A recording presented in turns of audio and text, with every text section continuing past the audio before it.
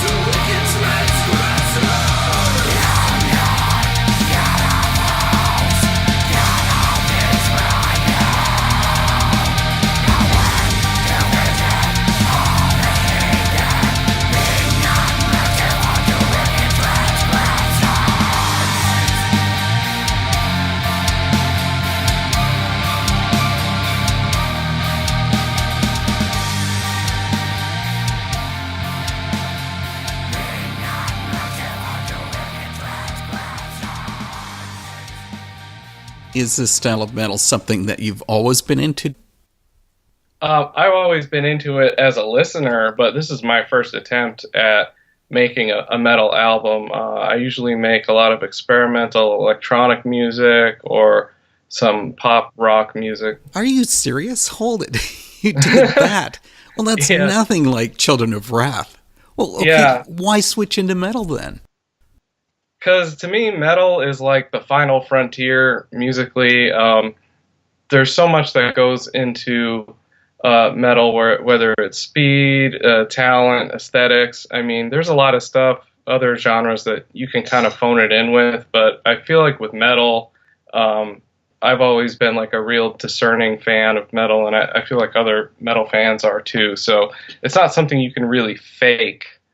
And I mean, I've loved heavy music forever. The first heavy album I ever heard was White Cross's album called In the Kingdom. Oh man, you are so dating yourself. Yeah, well, my mom was so cool. She would do those like things where you buy, I don't know, 3 tapes and you get like 10 of them free or whatever, and she let me pick one. And I picked that White Cross album, and I was fortunate enough to have a tape deck and nice headphones in my room when I was a kid, and I just played that out. And then the real first serious heavy album was by a group called 6 Feet Deep that is also a Christian album, and I just didn't know that you could make those kind of sounds with guitars, and I think it really had a big impact on me. And metal, even Christian metal growing up, it was still kind of taboo, and I spent a lot of time defending what I was listening to. So that's kind of why I decided to use just biblical lyrics, because I didn't want to have to defend anything to anybody, and I just always picture me as like a 14-year-old kid going, "Oh no, look at the lyrics, it's fine, it just sounds bad." I don't know, I wanted it to be unimpeachable. So your mom got you the music subscription. Did she have any idea what you were actually listening to? Oh, she knew. I mean, she let me circle it on the catalog or whatever, and I mean, I had really cool parents. I mean, they were always into the alternative Christian music stuff, even things that are just so completely tame by any standards that maybe other people were like, "Oh, I can't believe you're listening to that." You know, it's like Jeff Moore or Michael W. Smith or, you know, Petra, things like that. It's like Luke Dinan has multiple music personalities. In 2013, he and a friend teamed up for something light. Luke describes this as sort of an REM, Depeche Mode, New Order, Tears of Furs homage. The World of Never from The Future Calling.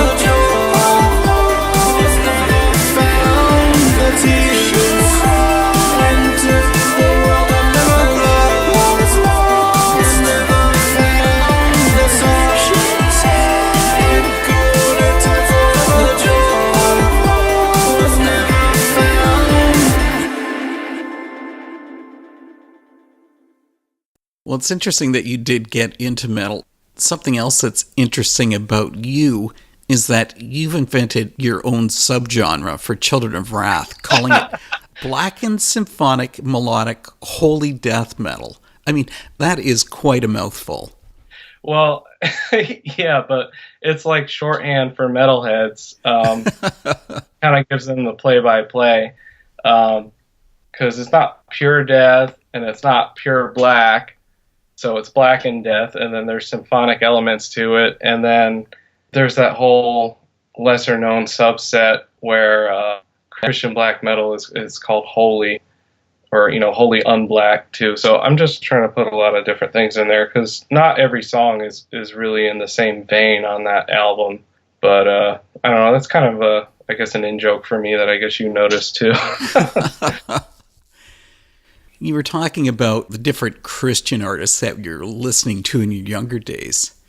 Mm-hmm. You put a comment almost regarding this on your Bandcamp page, and you said, I find that most modern heavy Christian bands cannot musically compete with mainstream metal bands.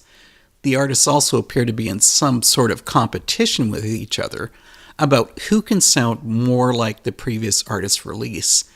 And the musical nature and production on the albums is also very bland.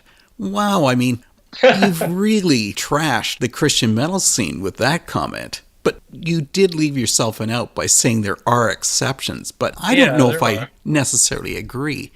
What's been the biggest issues? I think that with a lot of Christian music, it's always, especially with heavier music, it always sounds like it's a few years behind the times. And then there's certain aesthetics that seem to take hold that instantly get duplicated across a whole variety of record labels.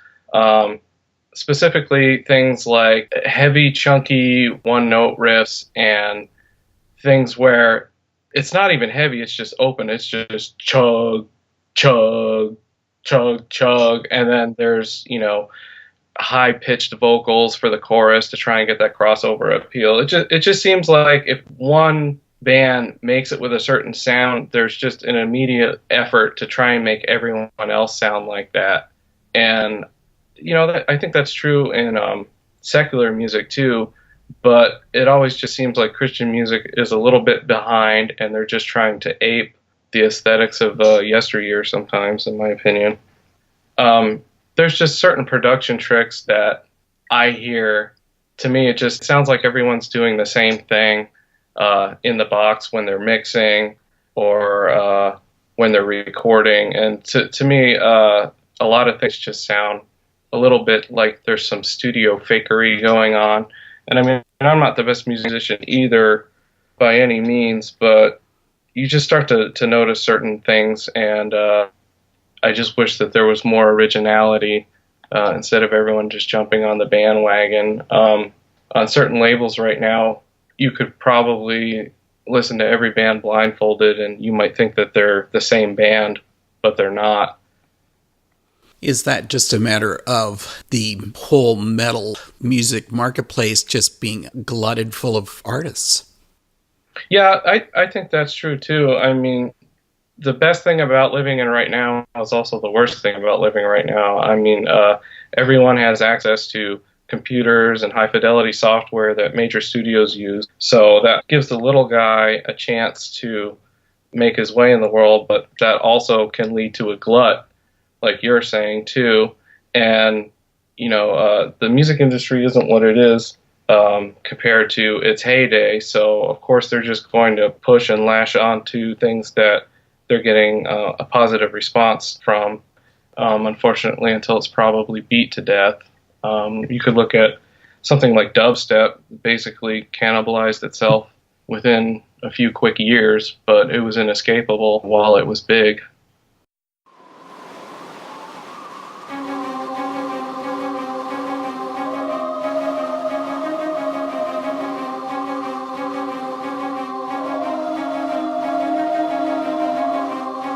Hi, this is Luke Dinan of Children of Wrath, and you're listening to my album No Flesh Spared on The Antidote.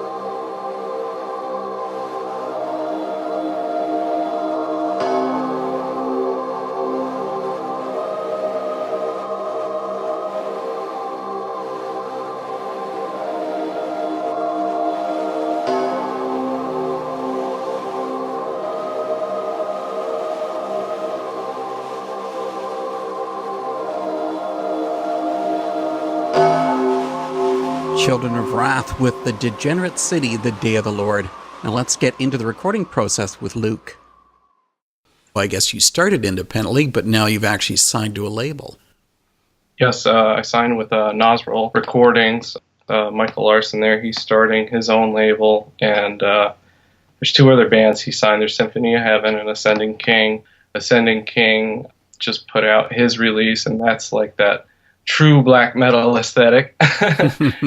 And Symphony of Heaven is definitely like a Gothenburg melodic death type sound. And then there's me, the Blackened Symphonic melodic death holy metal. We've got to talk more about what you've created, about No Flesh Spared. What about walking us through how you developed the album and the recording process? Well, the first song that I actually recorded for that album was Seven Plagues, which is actually the third song. I knew I wanted to have time changes and some breakdowns, but I really wanted to have like almost a gothic aesthetic on some of the songs, have a moody atmosphere, make it sound very dramatic, avant-garde, and while at the same time having hooks and stuff too, so it's not, unlistenable. But I did Seven Plagues first, and then the second one was The Words, which is the second track, and that has a lot more of that symphonic feel too. And then I did the intro track, The Legacy of Man, which is kind of like an audio collage, if you will. You can hear wars going on in the background, and air raid sirens, bombs going off. And I thought that sort of set the tone once I kind of figured out what I was going for, of like a world in chaos, a ruined world.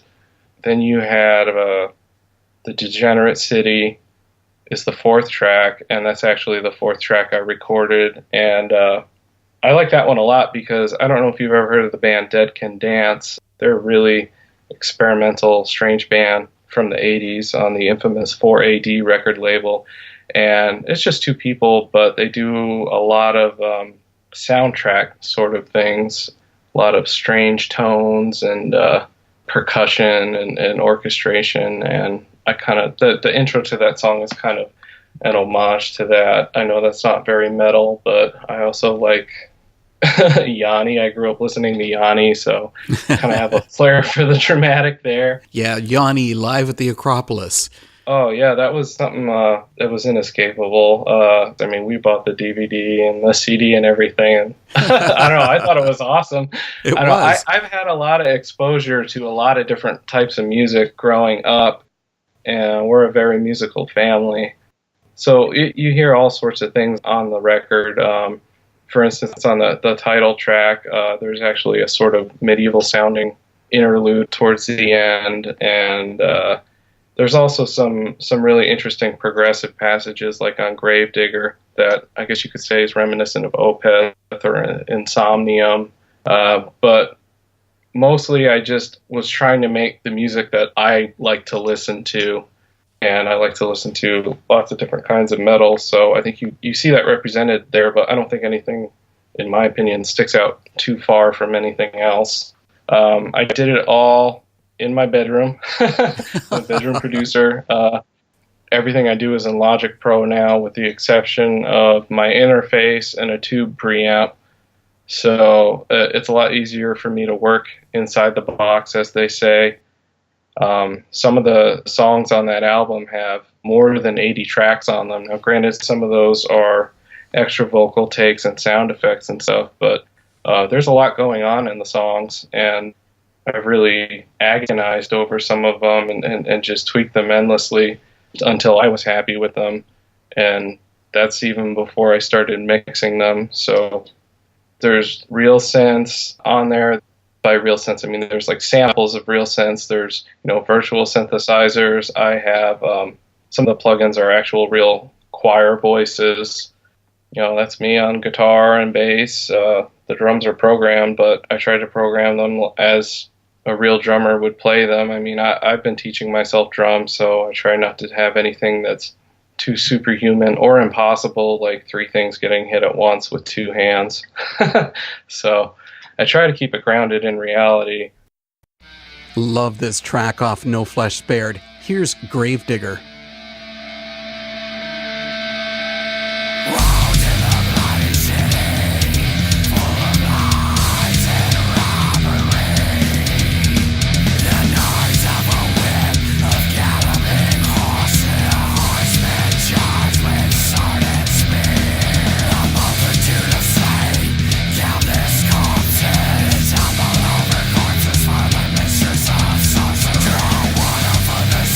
Fortified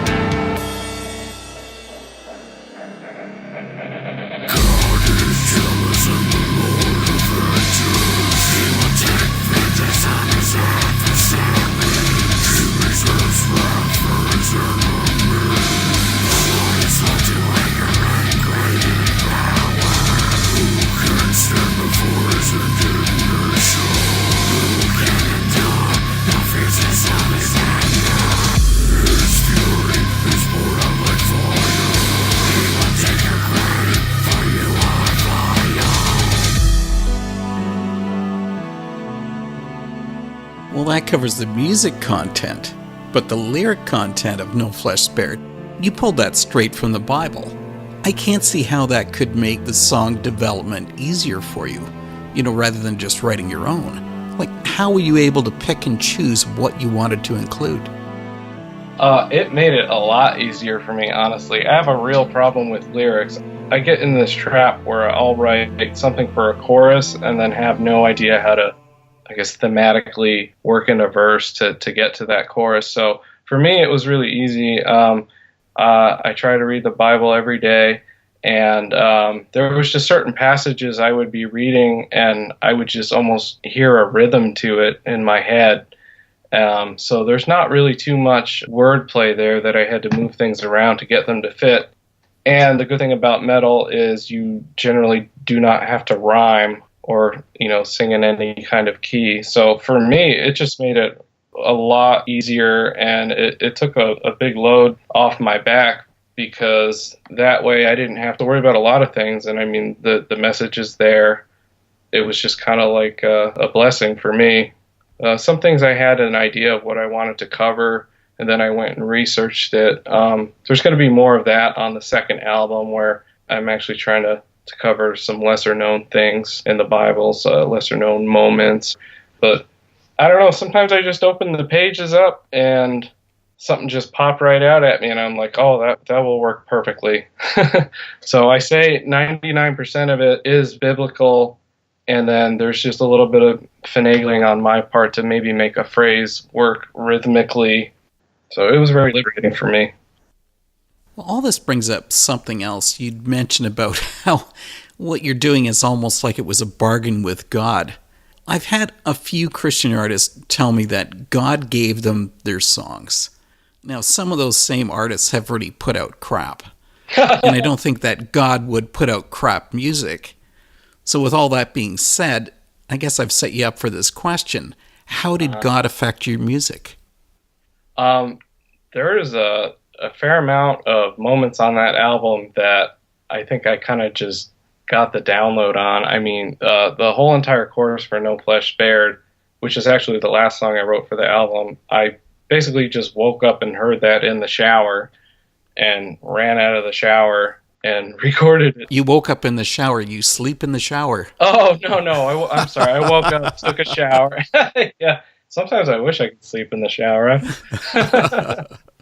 No, I woke up, went in the shower, and then I just heard all the guitars, the phrasing, the words, the drumming. And that's happened on a couple other songs too, or I'll be at work and there's just something rolling around in my head. And unfortunately, more often than not, by the time I get home, I can't remember it. But there's been a bunch of times where I just feel like I was given something. And I definitely feel like my skills have increased to get the album done. Maybe that's just by virtue of toiling away at it. You're eventually going to get better at something. But I feel like there's so many things that have fallen into place on this album that it's hard for me to deny that it wasn't God's work. I do seem to pick up on a recurring theme in No Flesh Spared, that the might of God is coming to help the downtrodden and the faithful. Do you think that theme would also fit your life, Luke? Oh, definitely. And there's a lot of things going on in the world right now where if you lose faith, you might be giving up too early. And I just feel like there's that reminder there that, A, there's a certain amount of things that are going to happen to the faithless. And B, it's kind of a message for me thing to just keep at it, because the way I believe, it's not going to be good for people who don't. And in my beliefs, I think that's a lot of what's wrong with the world, is they don't have the fear of God.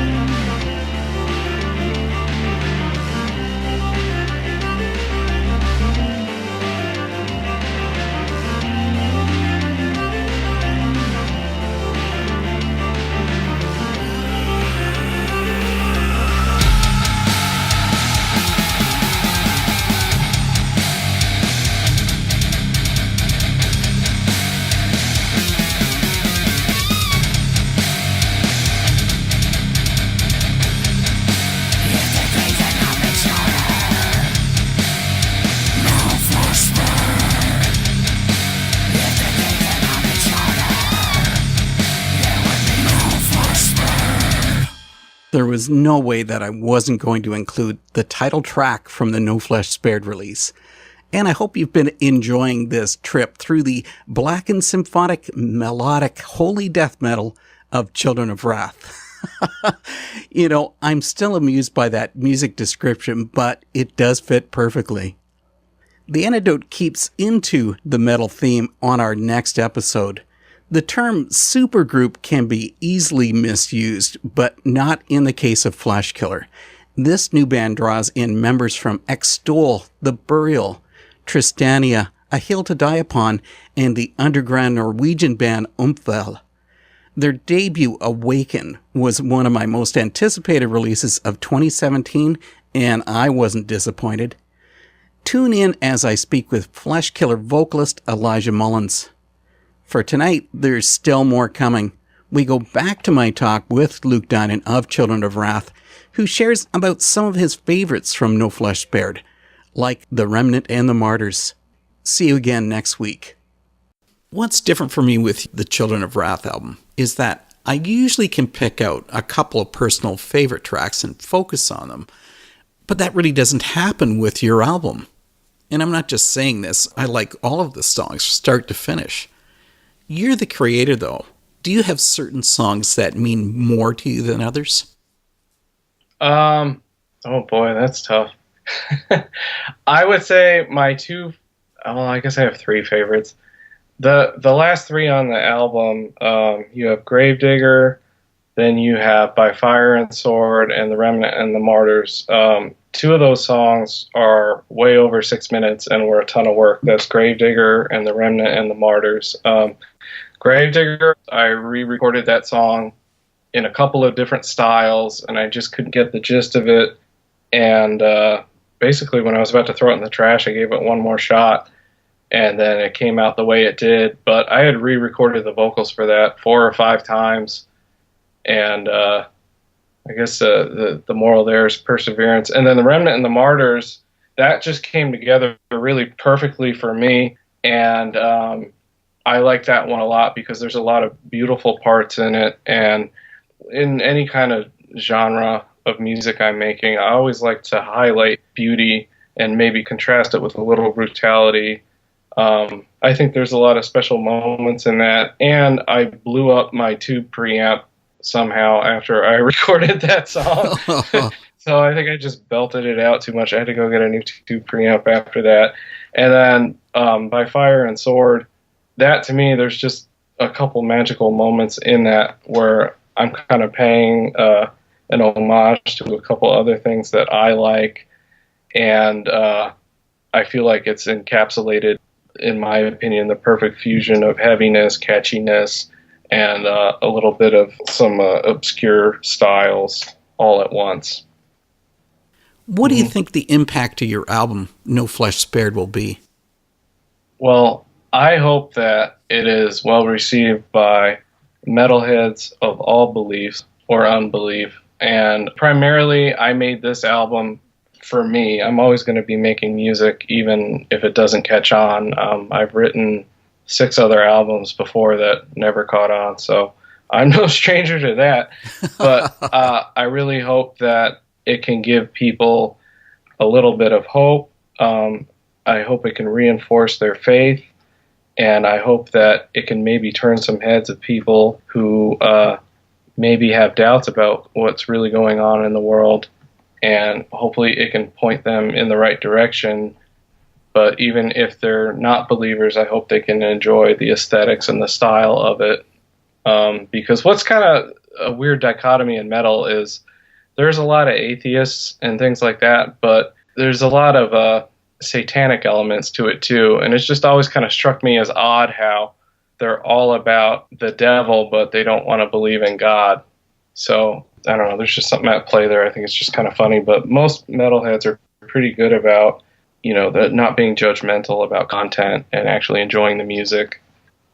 Even more importantly, what does your mother think about it? They're very proud that I'm doing what I'm doing, and there's no compromises, but it's way beyond their taste. I made some lyric videos. she was very thrilled that she could figure out what I was saying by reading it while she watched the video.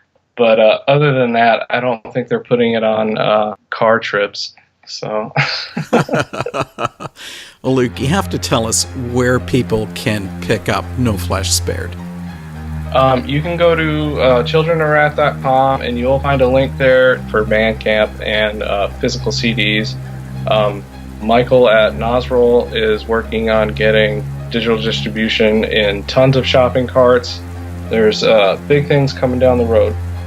Luke, this has been great. Thanks for coming on The Antidote. Thank you.